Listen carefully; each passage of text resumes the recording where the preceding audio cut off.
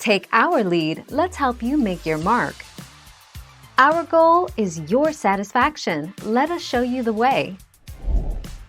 Find cells that have data validation rules. On the Edit menu, point to Find, and then click Go To. Click Special, select Data Validation. To find all cells with data validation, select All, and then click OK. To find cells that have the same validation rules as another cell, select Same, and then click OK.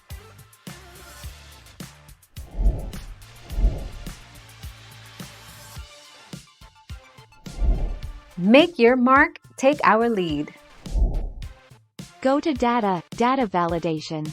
On the Settings tab, click in the source box, and then on the worksheet that has the entries for your drop-down list, select cell contents in Excel containing those entries.